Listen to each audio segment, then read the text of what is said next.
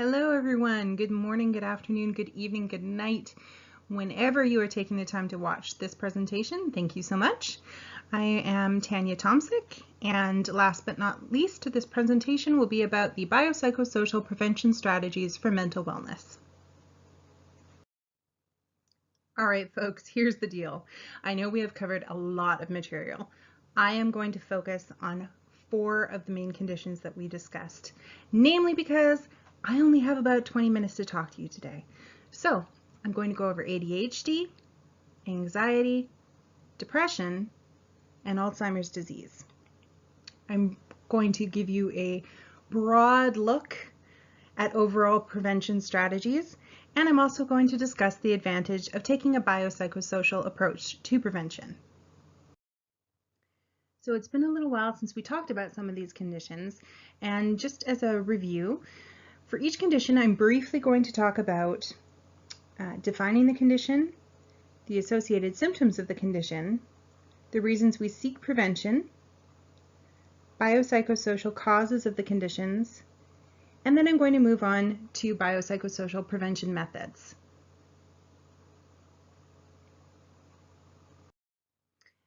Okay, guys, I know it's been a while, but can anybody remember what the definition of attention deficit hyperactivity disorder is? No? Neither could I. And so I went looking for a very specific definition, but as it turns out, this is kind of as good as it gets.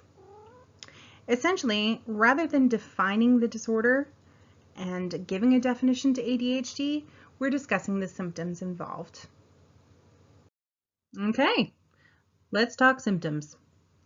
The American Psychiatric Association lists 3 main symptoms on their website.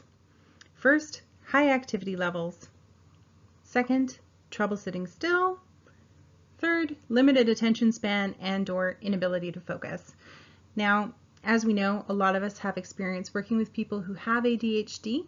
We understand that these are not the only 3 symptoms, but these are the 3 main ones that were pointed out on their website. So, why do we want to prevent ADHD? Well, it can have negative impacts on education and our ability to learn. If a child can't focus and they can't sit still, they're going to have real trouble learning in a classroom setting.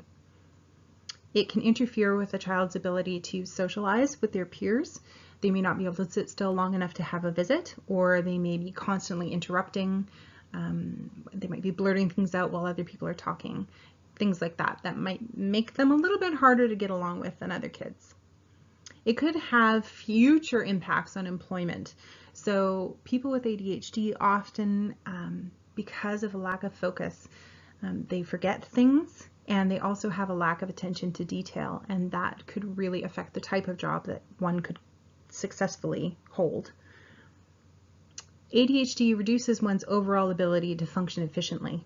So if you can imagine trying to leave the house for the day, but forgetting where you put your keys and then getting distracted by something on the radio and then, just not being able to focus on getting out the door, this could delay you, and it could impact all areas of your life. ADHD is also associated with risky behavior, particularly substance misuse, as well as risky sexual behavior.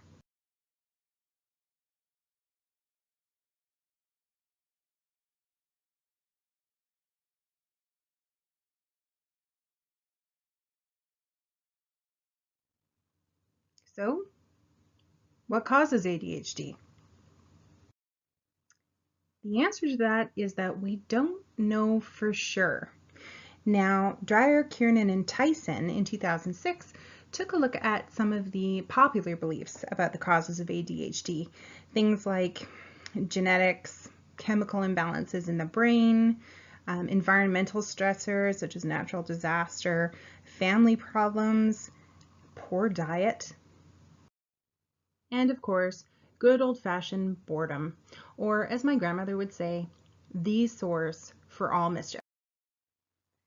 The American Psychiatric Association talks about a lot of issues during pregnancy, such as extreme stress, smoking during pregnancy, and premature birth. And they also talk about brain injury and genetic factors. A study by Mason and Associates has suggested that low arousal levels in the central nervous system could be one of the causes of ADHD. And other researchers have gone so far as to suggest that prolonged stress and having high levels of stress hormones in the body can actually cause ADHD. That so far has been unfounded. So here's a question. How can we prevent ADHD when we don't know with absolute certainty what causes it? A study by Tung and Brammer does show that ADHD tends to run in families. So one way of preventing children from becoming symptomatic is for parents with ADHD to seek treatment for themselves. This could include therapy, medication, utilizing social supports such as friends and special support groups for adults with ADHD and also parents who have ADHD. Also, it's important to engage with children and to keep discipline consistent. Lack of parental involvement and inconsistent discipline have been linked to the severity and the age of onset of ADHD in the same study by Tung and Brammer. When it comes to dietary supplements, we're kind of dancing on the edge between prevention and treatment. And we know already that some fatty acids can actually help people absorb ADHD medication more efficiently and therefore lowering the dosage. However, magnesium and zinc supplements can actually lessen ADHD symptoms. So if you were trying to prevent it, you could take this type of supplement. So to counter earlier causes stated by the American Psychiatric Association, during pregnancy then, you could prevent ADHD by avoiding stress as much as possible, not smoking, although I'm going to expand that personally to say not using substances in general, and also to follow doctor advice in the hope that that will take the baby all the way to term. Also, you can try to prevent ADHD by protecting yourself from brain injury. Protect your noggin. Once again, however, since I can't give you any one specific cause of ADHD, I'm also going to discuss a couple of strategies for successful ADHD management. Successful strategies for treating adolescent ADHD include involving the teenager in their treatment, including the whole family in the treatment plan, encouraging social engagement with other kids their age, promoting any sort of physical activity, and being on the lookout for risky behavior and then addressing it right away. Also, if you suffer from ADHD, then you will likely want to avoid substance use. People who have ADHD are 1.5 more times likely to develop a substance misuse problem than people who do not have ADHD. Moving on to anxiety. What is anxiety? Well, according to Pinnell and Barnes, it's chronic fear that persists in the absence of any direct threat. So what are the main symptoms associated with anxiety? I know a lot of people in this course have disclosed that they are suffering from anxiety and sometimes even panic attacks. So I'm sure you're all familiar with these, and we're just going to breeze through them really quick. So I'm sure we're all somewhat familiar with the physical symptoms, things like sweating, rapid heartbeat, elevated blood pressure, trouble breathing, sleep disturbances, and of course, good old-fashioned gastrointestinal troubles. Unfortunately, a number of us are also familiar with psychological symptoms such as panic, constant worrying, and self-doubt. So why do we want to prevent anxiety? Well, according to Pinnell and Barnes, we don't. Anxiety is there for a reason. It motivates us to develop coping skills for things that we're going to encounter on a regular basis. However, as we all know, anxiety can become maladaptive, especially when it becomes severe enough to impede our ability to function normally in our daily lives. And that's when it becomes an anxiety disorder. We want to prevent anxiety disorders. So let me just correct that.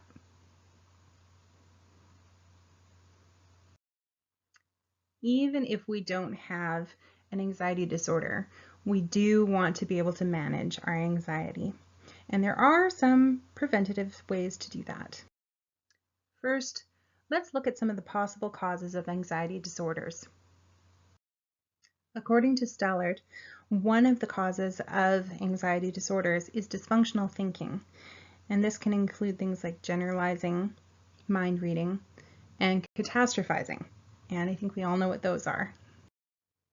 Research by Killu and Crundwell indicates that one's ability to cope with anxiety might be affected by intergenerational transmission, which is likely genetic, temperament or the personality of the child, early childhood experiences, and reinforced or learned behavior. So if a child is brought up in a household where the parent is very anxious and the child witnesses repeatedly the parent's response to stress and to anxiety, often the child will pick those up and begin to perform them themselves.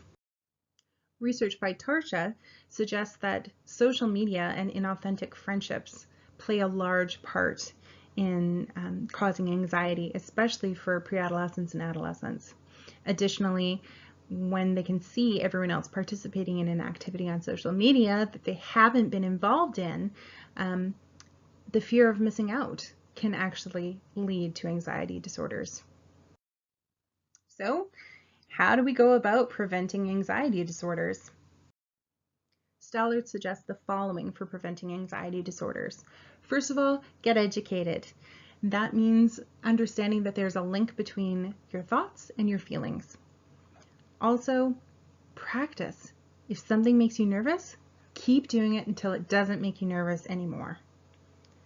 Particularly for kids, finding a mentor so that they have someone positive they can model their behavior after is really important. And also self-reinforcement. And that means celebrating. Anytime you stand up or even try to stand up to your anxiety, celebrate that and acknowledge that it's difficult. To counteract techno-anxiety, talk to youth. Tell them and make sure they understand that social media is not an accurate reflection of life, and encourage real-world friendships, not ones that are just behind the screen.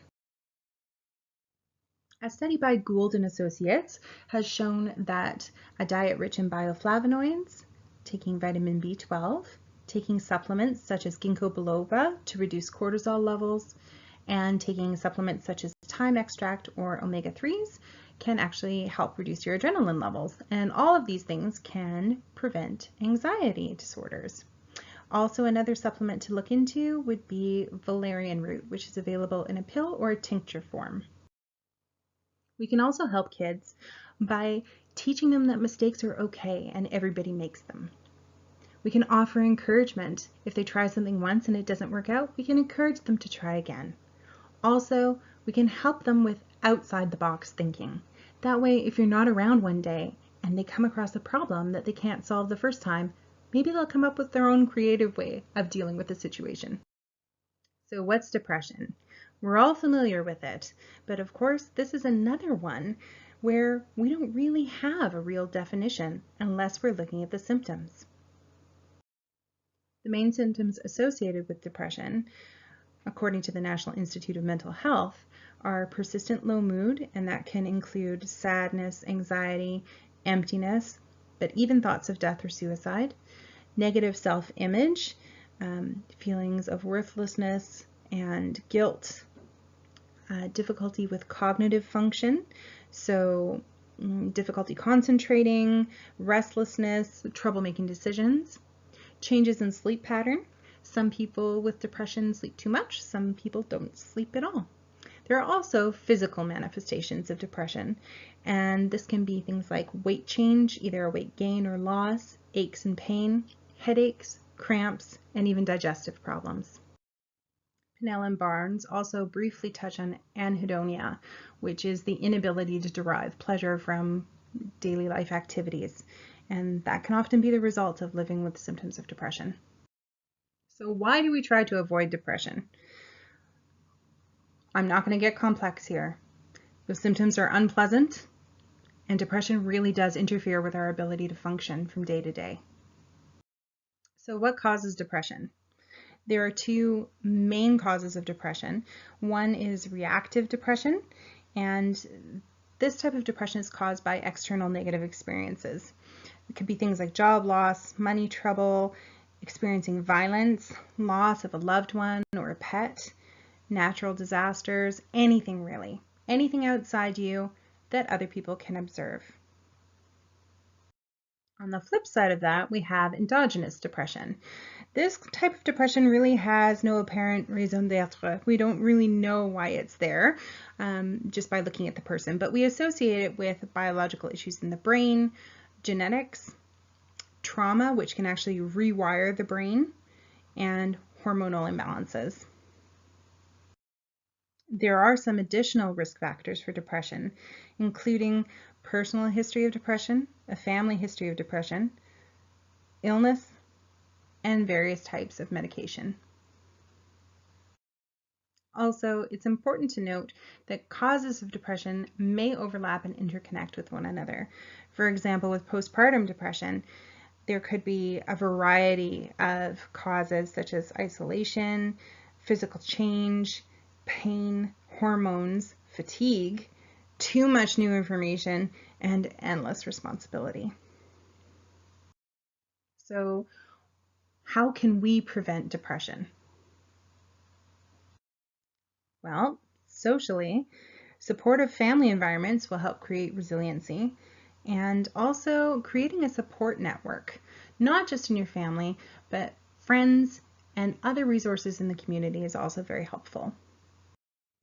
A study by Payden, Rayans, Hall, and Beebe has suggested CPT therapy in order to build resiliency, and this can be done through promoting healthy thinking, increasing self-esteem, teaching affirmations, encouraging positive self-talk, and recognizing thinking traps. So people have been using supplements to treat depression for quite a while. As far as prevention goes, a lot of people talk about taking vitamin B and taking a multivitamin as a preventative measure. Now, interestingly enough, in the study by America and Milling, these types of vitamin supplements actually only work about as well as placebos. So if it makes you feel better to take them, go ahead, but it is going to add up financially. Another way to prevent the onset of depression is to not wait for it to get that far before you go and seek help.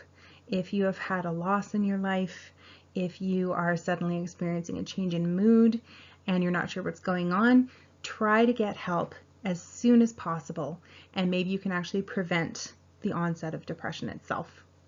Also, if you know that specific time of the year is difficult for you or a specific situation, you can try and plan ahead. So people suffering from seasonal affective disorder could technically go out and buy a happy light or schedule light therapy sessions when they know that the daylight is going to be waning.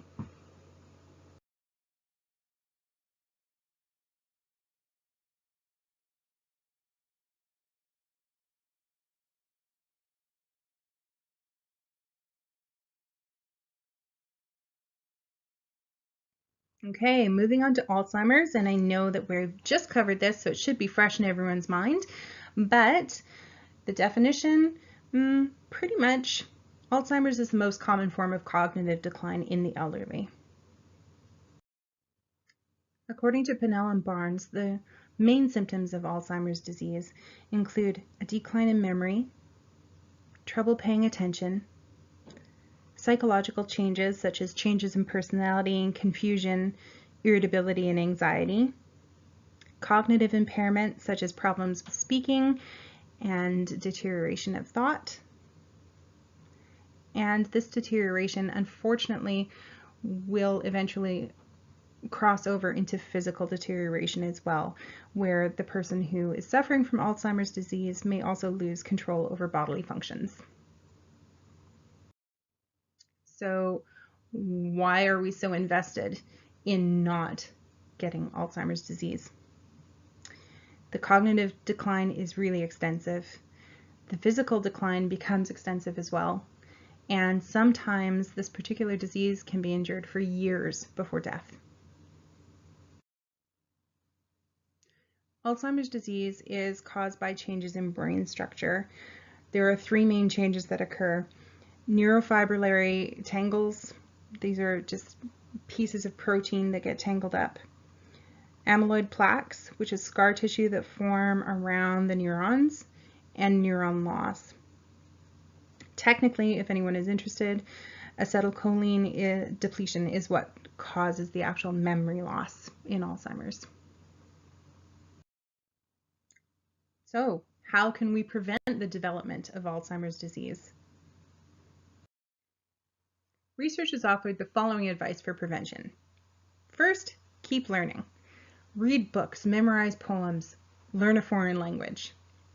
Challenge yourself mentally.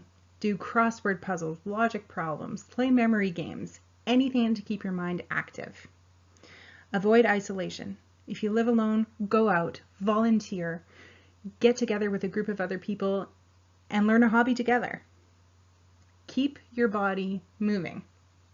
Kill two birds with one stone and go out and learn how to dance.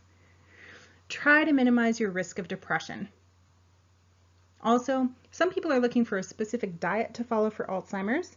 The Mediterranean diet is one that has been recommended, and it involves eating lots of fruits and vegetables, nuts and seeds, olive oil, berries, fish, and of course limiting red meat. So for each condition that I've talked about, I've given you a few specific preventative strategies. However, there are some OCSSs, pretty much other common sense suggestions that will work for all four of these conditions. These are suggestions like eat a healthy diet, maintain your social contacts, make sure you get enough sleep. If possible, live in a safe place. That means a safe neighborhood, a secure home, and with people who accept you. Get moderate exercise, and again, if possible, try and stay financially healthy. Staying physically and mentally active will definitely help with all four of these conditions, and also, if possible, minimize your stress. Negative stress can impact us from our sleep all the way to our immune systems. And just a little ITS or informal Tanya suggestion, get a pet. Studies have shown that having a pet can actually help you keep your blood pressure down. Also, if you've got a dog, you've got an added incentive to go out there and exercise. After all, those trees aren't going to water themselves. Peacock, Hansen, and Winefield note that there are positive sides to having companion animals as well, such as these animals offer love and support. They can reduce stress, depression, and anxiety, and they can improve your feelings of self-worth. It should be noted that there might be a couple of negative sides to having companion animals, namely things like they will wake you up when they want to be fed, and occasionally something is going to get destroyed, and yeah, I'm going to say it, you got to deal with poop. But it's worth it in the end. A biopsychosocial approach to prevention allows us to tackle an issue from multiple angles, lets us work with a team of professionals and therefore get a variety of opinions about the issue at hand, find something that works for us as far as prevention strategy, and it helps us look at the big picture so that we're not just focused on one small aspect of what's going on with us, but looking at all the ways that we can maintain our physical and mental wellness. BPS approaches to prevention also allow us to avoid limitations. A lot of medications, for example, can't be mixed with other medications or taken by people with certain conditions. Helps us reduce the stigma of our condition because we will be hearing over and over again from different professionals that this is not an unusual thing. And also helps us stay hopeful. So if we have already tried the medication route and that didn't work for us, then maybe we can examine how to strengthen our social network or how to work on our thought processes. And ideally, what we want when we take a biopsychosocial approach perspective towards health and wellness is to be able to enjoy life, to be resilient, to have life balance, to reach our full potential, and to be adaptable. That brings me to the end of my presentation. This is a quote that I particularly liked, and so I thought I would share with all of you. Thank you so much for hanging in there all the way to the end. The next few slides are just my references, so you can feel free to close the presentation now, or if you want to take a peek and see what I was reading, go ahead and continue on. Thanks, guys.